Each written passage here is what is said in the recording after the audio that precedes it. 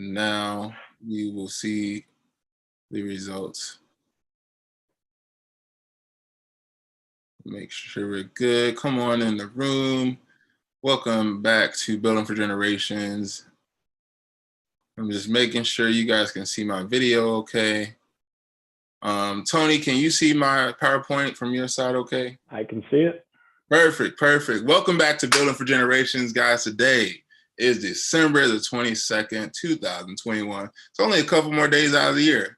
So we are having our annual Limitless week, and we are giving without expectation. I wanted you guys to meet somebody that's been definitely valuable to my life and what I've been doing, and my family, really, really valuable, getting us to the next level as far as real estate and investing in real estate. So Tony, how do you say your last name? I forget. Predey. Tony Predey. Predey. Tony Predey is here, and it's Wednesday. We're going to talk about the FHA loan and financing. And I think it's one of the easiest ways to get into real estate investing. And I kind of want to share with you guys, my circle, what he shared with me. We've been on the phone several times talking about, okay, what if I move, here and move there? How does this work? And Tony is very informative, and he definitely can give you guys better insight with the FHA loan and owner-occupant financing. So we're gonna go ahead and get started. Take a look at our week. We have Monday, which is 3,000, limitless, aligned souls. So if you're a tenacious badass, you are in the right place. Tuesday, we're going to talk about business operations, how to keep best practices in your organization and not commingle funds, personal and business, and keeping those separate. And then today, we're going to talk about the FHA loan and how to secure financing for that. Thursday, we're going to do a little rendition of the real estate professional status, how to qualify for that. And then Friday, the power of a tax plan. We're going to get into that. So painting the picture is essential to creating the life you want, need, and desire. So let's go ahead and get into it. Tony, thank you for coming on. I'm so excited to have you here and share some knowledge with my circle. I know you're very valuable to the real estate game. And we came across you on a podcast we were listening to, and Tony has been excellent so far. He leads by service, and he loves to service people. He's a servant leader, I would say. So I really resonate with what he's doing. So Tony, you there? I'm here. Thanks for having me on, man. So if you want to get a little brief introduction about who you are, kind of what you're about. Yep. My name is Tony Predey. I am a mortgage lender with A&M Mortgage Group. Company's out of Northwest Indiana, but live in the Chicagoland area, primarily do my business there, but I help people throughout the entire state of Illinois, Indiana, and Florida. Personally helped Ellis and Tracy purchase their first property. And really, the way I look at it is, buying a house is a complicated process, right? It's not as simple as just going online, putting some information in, and then getting a loan. It's not like buying a pair of jeans, right? There's a process to it. There is a complicated approval process, and just starting out, figuring out, okay, how do I even get into this, and what are my goals? What do I want to accomplish? And so I like to really formulate a personal experience and a personal loan process for everyone I work with. And I know Ellis, when you guys' situation, we've been working. We worked on it for a couple of months, actually. It was, it was a work in progress. Yeah, man. It was a while we were holding on to. We were just like, man, it would take anything at this point. Not really, but yeah, right. I know what you mean. We landed on something that was great. So you definitely helped us out with that process. But go ahead. Sorry. Go ahead. No, you're good. You're good. So yeah, that's pretty much the kind of the mentality I bring to everyone. Just making sure they have the time to move at the process, the pace they need, and really making sure that however we put the deal together is really in their best interests. Exactly. So this is going to be a conversational style type of interview. I already got some basic things up here for you guys to look at and for us to kind of discuss. So firstly, I would say, what areas do you service? It's on the screen for you guys to see, but Tony, you can talk a little bit about that. Yep. So, like I said, I live in the Chicagoland area. So, a majority of my business is obviously there, Chicago suburbs, but that doesn't stop me from helping people in the city. I've done loans down in the Illinois side of St. Louis, all the way out to Fort Wayne, Indiana, and even in Florida. So, I'm licensed in the entire states of Illinois, Indiana, and Florida. And like I said, just because I live in Chicago doesn't mean you can't do it remote, accomplish what we need. So, if you live there, Illinois, Indiana, Florida, give me a call. My number's on the screen. We'll be able to help you out and do what you need to get into a house. Yeah, and this guy is fantastic. Like seriously, he goes to work for you. So definitely use him. So let's just start with the pre-approval process. I think this is the basic requirements for the pre-approval process, and just gaining an understanding. Like, where do I need to go shopping? Like everybody wants to go shopping, for a house, and they go to a real estate agent. And the real estate agent is looking at them like, you don't got a pre-approval. You're kind of wasting my time, So talk to us a little bit about the importance of a pre-approval and just kind of the basic requirements of the pre-approval. Absolutely. So it is really the most important part of your home buying process. If you can't qualify for the loan to buy the property, unless you have the cash to do it, going to see houses, you're honestly just wasting your time, the realtor's time, and no one's happy at the end of the day. So the very first part of the process, give me a call, we'll get you pre-approved.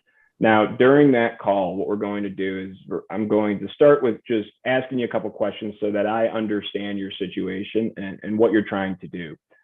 Then I'll go into getting some information from you. That'll be name, birthday, address, social, what you do for work, how much you have saved, and a couple other miscellaneous questions.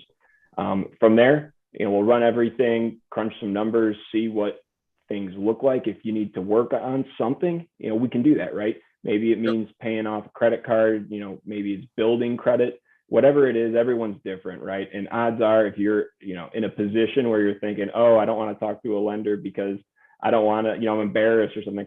I've seen it all, right? As soon as you think you have a messed up situation, I have 10 other people with far more messed up situations, right? So it's totally normal, right? And but in all seriousness, on this call, we're really going to start building the groundwork, the framework for your home buying experience. And so after that, assuming everything goes smoothly, you have a pre-approval amount. And depending on where you're buying, like Indiana, for example, it's a lot more straightforward because the property taxes are a lot more uniform. But that being said, usually it's a range, right? Depending on the taxes, anywhere from 300 to 330, or from 100 to 125, right? Whatever you're trying to do. We'll then know what loan program are we going to go with. Are we going to do FHA? Are we going to do conventional VA if you're a military veteran? We are going to accomplish all this on that pre-approval, in that pre-approval stage. And what it's going to do, it's going to open your eyes to what types of property, how expensive of a property could you buy, and really it'll give you an idea of what you got moving forward. Exactly. Get ready to go shopping is what it just rings in my head, And Tracy, she had a car that we had to, or something. She had some type of debt that we had to go ahead and get paid off and stuff before we went ahead with our process. So Tony definitely spends time with you and make sure you're ready to go, and make sure he walks you step by step, and he kind of keeps a tag on you, and that's what I really like, the personal touch that Tony has with you. Some people will just kind of take your stuff and be like, oh, you're not ready, come back when you're ready. Tony kind of is there for you, And that's the thing. Not all pre-approvals are created equal, right? You go to, Rocket Mortgage, for example. You see their commercials everywhere. Quite frankly, you're paying for their marketing budget if you go with them, but that's neither here nor there. But my point is, you talk to someone like that, they may not be as experienced. They may not just be as passionate. And so they're not every loan officer is capable of really kind of molding what you need to do in order to get into a home. Whether it's knowledge, like I said, or passion, it's just not every loan officer, not every lender is the same. It's really important you find someone who will take the time to really, kind of start that approval process for you. And I can't emphasize the word process enough. It's not like it's, boom, one and done, you're ready to go. Things change, it is a process, and it's just important to go with someone who sees it like that. Yep. And who knows what's going on. So let's talk a little bit about credit score. What for an FHA loan? Like, what are we looking at? I think around like you're the expert, but like 580 is what I've seen. That's Yep. kind of, you want to be above 580 for the credit score.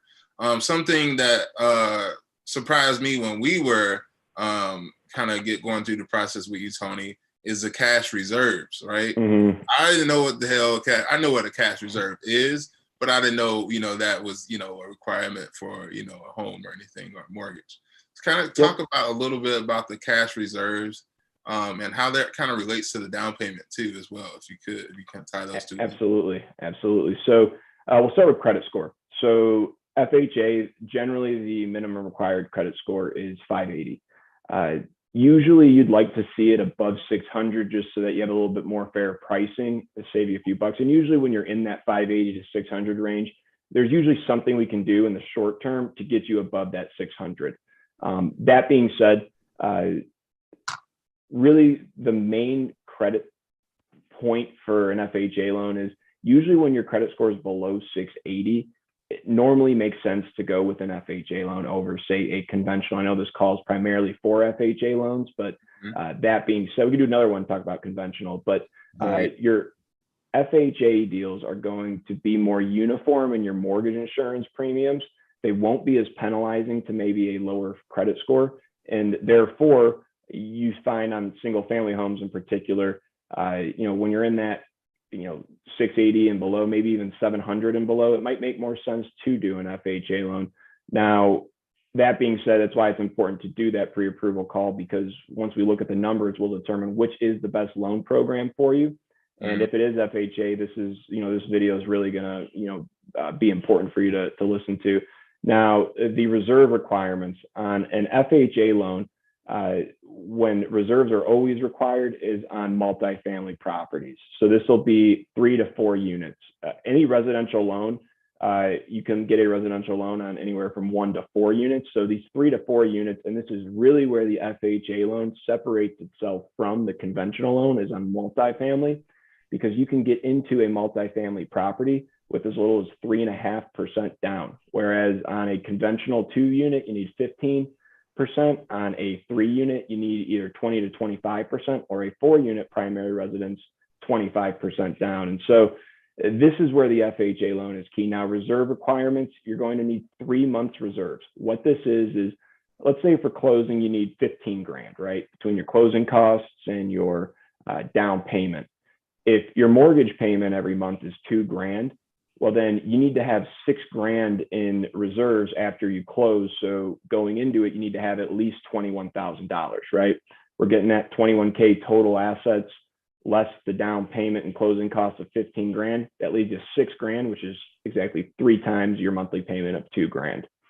So that reserve requirement is important to keep in mind when doing an FHA loan, trying to buy a multifamily property.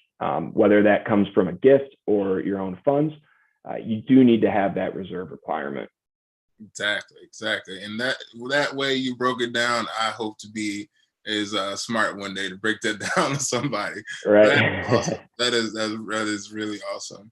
So let's move into, I think another important part is the work history requirement. I think FHA requires you to have a 2-year trailing work history. And it doesn't have to be the same job, right? It just has to be correct. That's a big misconception. The amount of times you get someone calling you, oh, I just changed my job. Is that going to be detrimental? Is it going to be fatal? And it won't, right? So what we want to look for in the approval process is to make sure you have some consistency in your work, right? Because think about it, as a lender, we need to be able to project how much you're going to make moving forward. Well, if you've had 12 jobs in the last year, how are we going to do that, right? We don't know. You might have a different job next week. Whereas generally they're going to look for no more than 3 jobs in a 2-year period. Sometimes there's exceptions, right? Same line of work, maybe you're getting a promotion somewhere else.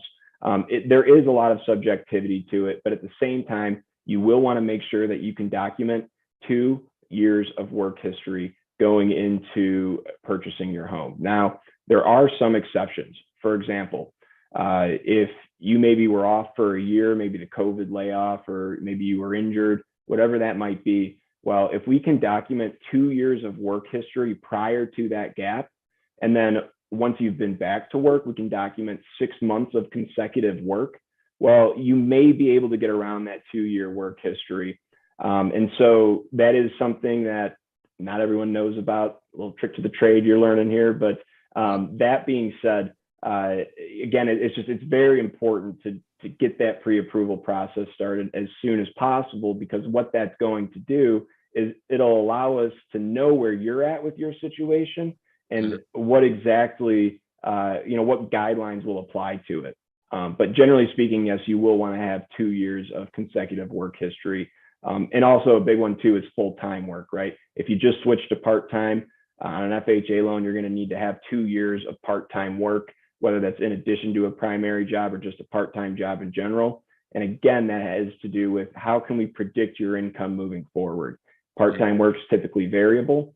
It's not as secure. And so we want to make sure you have a history of that. Exactly. That is awesome. That is a great overview of the pre-approval process. Anything else that you kind of want to hit on for the pre-approval process?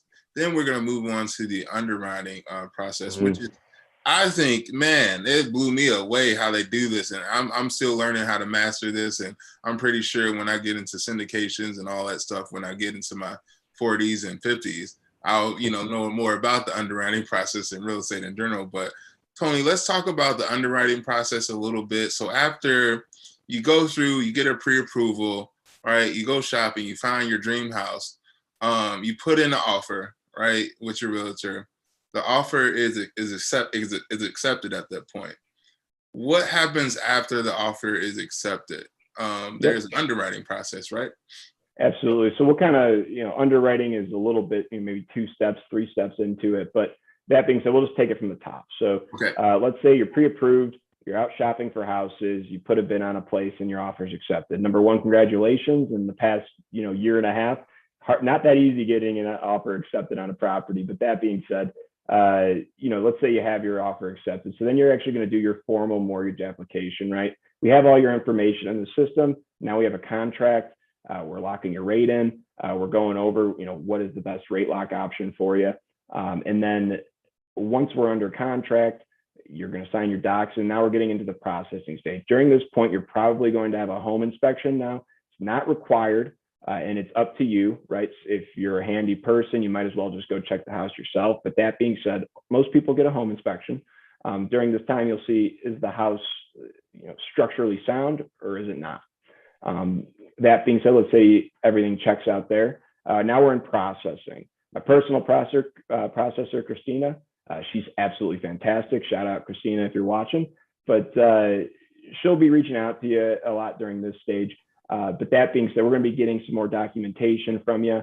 We're going to be getting verifications order, right? Verification of employment, verification of assets.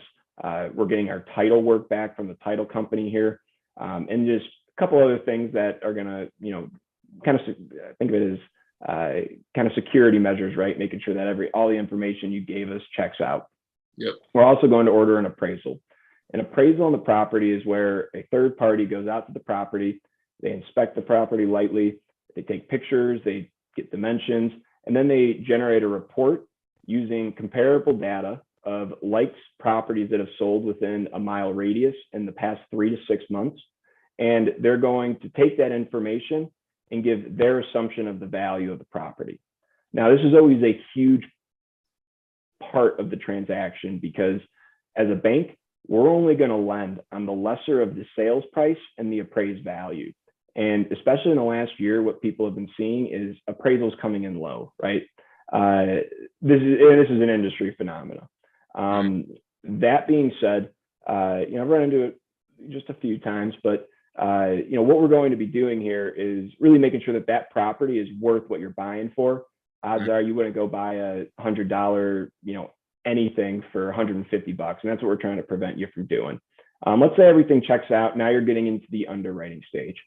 This is where you see people that are, oh, I'm nervous for underwriting and whatnot. For starters, I'll tell you, if you come with me for your mortgage, 100% of my pre-approvals will close based on credit requirements. It's just my track record. I'm not a fan of people getting into underwriting only to find out that they don't qualify. We're going to figure that out all on the front side. But that being said, this is where you're ultimately going to get approved for the loan. The underwriters are also the most knowledgeable when it comes to the guidelines, right? That's their job. They are making sure that your loan and that your financial profile meets the requirements set by various agencies. And this one in particular would be HUD and the FHA. Yep. So that being said, say you have a conditional approval. At this point, we're gathering some conditions from the borrower. Maybe you needed a letter of explanation, maybe you needed an updated bank statement, send that all in. At this point, we're typically once we're in with 10 days from closing, we're going to resubmit for the clear to close. Boom, you're clear to close. Next thing you know is your closing date, and get your check and you're ready to go. Yeah, there you go. I mean, it's the way Tony does it. It makes it easy. Like I was like, man, the FHA loan, everybody should get an FHA loan and just get a house. Just get a house and then think about investing in real estate. Because that was our thing, is thinking too much and shopping too much and thinking about real estate. And we heard this podcast and we're like, they said, just get into real estate and then think about real estate. Once you get into it, then you can think about it. So Tony kind of led the way, with getting the process started and kind of like front-ended a lot of the requirements. So we were ready to go. Absolutely. Doing everything. Now talk about this owner occupancy rule. I think it's a 12-month rule that you right. You can shed a little light on that. If you Yep. So, kind of touch on what you just mentioned. When we spoke last year, you're going back and forth. Do you want to, just be straight real estate investor, or, what other alternatives are? And this is something that I think, friends calling me, wanting to get into real estate, clients, customers, you name it. Mm-hmm. And I think this is the biggest kind of mistake people make, is they just go straight into being a landlord, right? Well, at the end of the day, your primary residence loans, whether it's a conventional loan or a VA or an FHA loan, they're going to give you the best terms and the smallest down payments, right? So it's the path of least resistance into becoming a homeowner. And not only that, but maybe it's becoming a real estate investor as well. Yep. And so this owner occupancy, there are 3 designations. One is a primary residence. This is the house you live in, right? You come home every day after work. This is your house. The second would be a secondary or vacation home. Generally, these have to be in vacation property in nature. So for example, maybe a house on a lake, or just a house that is, or any property that is, not within 100 miles of your primary home, right? It's something that is not the house you're coming home to every day, but maybe you go vacation there. And then the third is an investment property. The investment property is pretty self-explanatory. You're going to be a landlord, right? You're not going to live in the property, but you're buying it. And this is actually very important not to cut any corners on this. It's literally mortgage fraud. It can be investigated by the FBI. You do not want to go down this road. I guarantee you won't look good in an orange jumpsuit, put it that way. And that, a lot of people don't know that. They just think it's, it's slap on the wrist. You can literally go to jail for this. So it's important not to mess around with this. But that being said, as a primary home where you're going to be getting the best loan terms possible, you do need to move in within 60 days, right? You're buying as a primary home. Why would you not move in within 2 months? Second, you need to be there for at least a year. Now, things pop up, right? Let's say you close on a property. 2 months later, your job says, hey, we need to transfer you across the country. Well, okay, going into it, you really didn't expect that. And this is a documentable change of circumstance. You can, maybe be a little bit more flexible about that. But that being said, that rarely happens, let's face it. You do need to be in the property for a year. And again, this is not really something you want to cut corners on. Yeah. Now, that being said, the reason why it is not only important to abide by that, obviously we know there's legal implications to not, but why I think this is the most powerful tool people can use to start investing in real estate, especially younger people, right? Mm-hmm. You've got nothing but time in the future. This is going to get you into properties with the smallest amounts down, right? If you're anything like anyone else, it's not that easy to save up 20%. If you want to buy a $300,000 property, 20% of that is 60 grand, not to mention closing costs and everything. And then if you got to do some work too, that's a lot of money that most people don't just have laying around. Exactly. But that being said, you can get into that 300 grand property, maybe with a conventional 5% down or 3.5%. That's, those be 15 grand, a lot more manageable. And then you can hold on to it long term if that's what you're desiring to do. And at the end of the day, your interest rates are going to be lower as well. Really, this is going to be what gets you the best financing terms. And for the least amount of money, you can start investing in real estate. And it's not a scam, right? You see these commercials online, or, you see these commercials on TV, like, start flipping houses without your money. Come on. That's really, is it that easy? If it was that easy, everyone would be doing it, right? But really, this is the reason why not everyone does it this way, because it requires patience, right? We're in a immediate gratification world. This requires patience. You can only do one every year. And so, and you have to move into the property, right? Exactly. Moving sucks, let's face it. But at the same time, if you're dedicated to really building that real estate portfolio, I can't explain enough how much I recommend doing it this way. It really, for the least amount of money, the best financing terms, you can become a real estate investor this way. And I know, Ellis, this is kind of the path we went down. I'm proud of you for doing that and starting there. And definitely. I'm proud of you for coming into my life. And I'm telling you guys, don't cut corners with the 12 months, because 100%. what it is, once you live in the house that you invest in, the house will start speaking to you. And exactly. I say that, and you'll kind of look at the house, go through the inspection and everything like that, and the inspector will say everything's great, everything's fine. But then once you live in the house will start speaking to you, and you're able to repair things and fix things up immediately. Versus, having tenants in there, and then a water leak happens. We had a freaking leak in our in one of the units, and the tenant was like, "It's a leak in the roof." So we were able to come down immediately and address it right then and there. So it did less damage to the actual property. If you got somebody who stops up the toilet, and the toilet's overflowing, they don't know to freaking turn the freaking water off right next to the toilet. They're gonna leave it running. Then you got your whole floor just soaked in water, Yep. So actually living in your property is definitely advantageous. I wouldn't cut any corners. So that's 100%. And a year is fast. It's pretty fast. Exactly. I mean, COVID was 2 years ago. You know what I mean? And look at us now. So it's crazy. But you hit the nail on the head with that. When you do live in the property, you learn the property. So just from a business perspective, it's smart because you learn the house, right? For example, if you've never lived in a house and that toilet starts overflowing and your tenant calls you, "Hey, the toilet's overflowing." "Well, crap, where's the water valve? I don't know how to turn off the water. I've never lived there." You live in the property, you're like, "Oh, it's going to, go into the basement in the back right corner. It's the third valve from the top. Turn it all the way. You're good." And especially, being on site, you learn how to be a landlord, right? Yep. It's a learning process. It's not as passive as people make it out to be, right? Because at the end of the day, when you have a problem, who are they calling? They're calling you. And so being on site allows you to learn how to do that and how to get things ready. And, it really just teaches you how to scale your real estate business. Gotcha. Well, definitely, you've been great.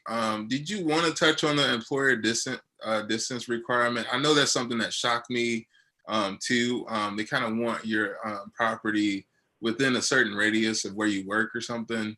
Right. If you can touch on that briefly, and then we can wrap up here. Yep. So, as we were mentioning, it's very important to not skimp on these requirements. And because of how valuable the owner-occupied financing is and how preferable the terms are, people commonly try to get around it. And one way they do it is maybe they try to buy a property that they don't live close to for work, right? Well, it's not as simple as just, I'll move into it, right? You have to be within a reasonable distance of the property you're buying and your work, right? They generally base it off of about 50 miles. Now, it's not always as straightforward as 50 miles. There's a lot of subjectivity to it, right? If you can, justify it because, it's just all expressway, it's a 45-minute drive or a 50-minute drive, or, my wife's or my ex-wife's, and her kids live in the area. And so I, want to be there. So they do have ways to be flexible about it. But in general, you don't want to skimp around it by saying you're going to live somewhere, even though it's not within a reasonable distance from work. So that's important to keep in mind as you're, beginning your real estate investments. Just be reasonable, about that distance requirement as well. Yeah, just be real. Be real. Tony's gonna take care of you guys, and this is the realest loan officer I've met so far. And he's definitely a part of my circle. And the thing, I think the value add for Tony as well. He knows a lot, but he also has a lot of people in his corner, right? So we didn't have to go too far and search for an inspector. We didn't have to go too far and search for a real estate agent and stuff like that.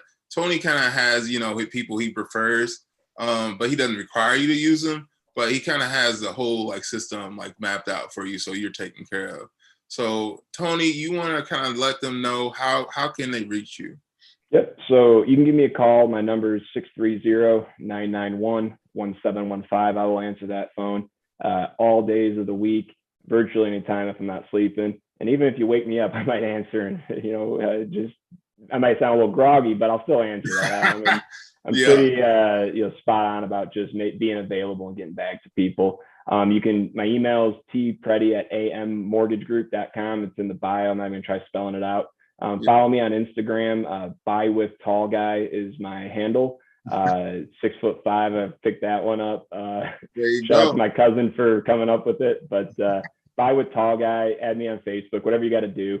I'm all about connecting with people, getting to know them on a personal level, because at the end of the day, that's really what it takes to make sure you give people the service they deserve. Exactly. Well, thank you again for blessing us with your knowledge. We're definitely going to keep you around. And if you guys want to reach out to Tony, you guys see the information. His information will be in the description below. Definitely, Tony is a limitless badass. He's definitely, a part of this circle. So we definitely would cherish this relationship. And I got to give a little plug to you, Ellis, as well. This man right here, very hardworking, man. I've seen it. I've witnessed it. Dude's a hustler. Let's face it. Yep. All your business planning, tax services, give him a call, man. He'll take care of you, really. And I've seen it firsthand. I talk to people all the time. I got a good gut for who's real and who's not. Yep. I'm telling you, Ellis is the man when it comes to that. He really will take care of you. And trust me, he's a hustler. It's harder to find someone's gonna hustle. Ain't no way to go, but to go forward. You got to give it all every day, and just realizing what this life is. You got to go for it and create that life for yourself, and not sit there and dream and sit there and wait too much. You got to go out there and do. You got to go out there and execute. 100%. But thank you, Tony, for coming on our channel. You definitely will be in the mix soon. You guys have all this information. I'm gonna go ahead and get on off of here, but go ahead and leave a limitless 2022 in the comments below, and you might get a gift. We have a bunch of gifts here, and given without expectation this week. So I am out. I will see you guys tomorrow. Peace. See you. Thanks for having me on. All right.